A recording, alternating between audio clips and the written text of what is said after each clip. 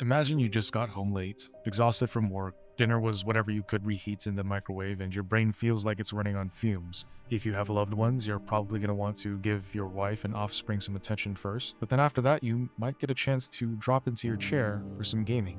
So, half zoned out with a blank and tired stare, you start scrolling through your Steam backlog of games you'll never have time to get to. You want to play something, but you don't want to try. You kind of want to turn your brain off and be mindless for a while. Remember when booting up a game after school didn't require energy? Remember when all you needed was a controller or a keyboard and a bag of chips? Back then, we didn't care about efficiencies or metas. Back then, you weren't chasing the next big release or trying to keep up with an endless flood of new titles. Games used to come out solid. They were full experiences from day one. No early access, no DLC, no broken features, waiting on patches. When a game launched, it actually worked. It was built to last, not to be fixed later. And so you just played whatever you had, sometimes over and over again because it felt good. I remember pouring hundreds of hours into Final Fantasy X or Onimusha or Devil May Cry. Adult life has a way of turning every free minute into something that you owe. Work, errands, bills, noise, even the things that you love quietly get pulled into the grind.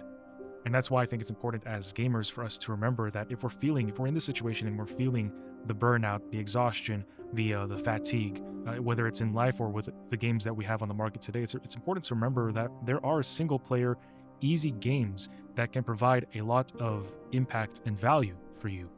There are games that just let you be, where there is no performance, where there's no real story or lore to analyze and try to dig into. There's just you, the screen, and that soft feeling of just exhaling. Somewhere along the way, a lot of us started treating gaming like a job. I know I did with Marvel Rivals, but honestly, that was, it was self imposed. I remembered when gaming used to hit different, when it was just my escape and nothing more than that. The truth is, not every night is a try hard night. Some nights you don't have the mental space to grind for a level or a rank. You don't want to optimize builds or practice rotations. You don't want to sweat for wins or get yelled at by a 16-year-old. You just want to portal into a world that asks for nothing, but gives everything.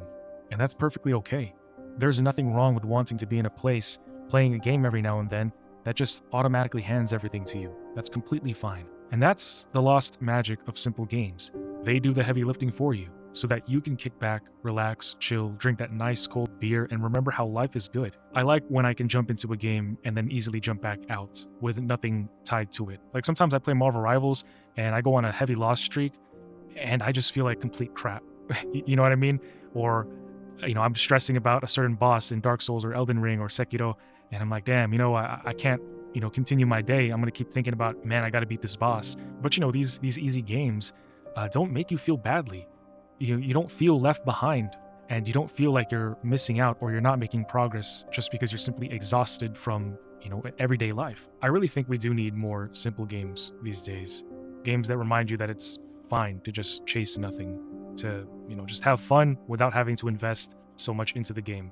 I don't always want to play a 10-hour plus game to experience the entire story or everything that it has to offer. Sometimes I just want to vibe, to just be.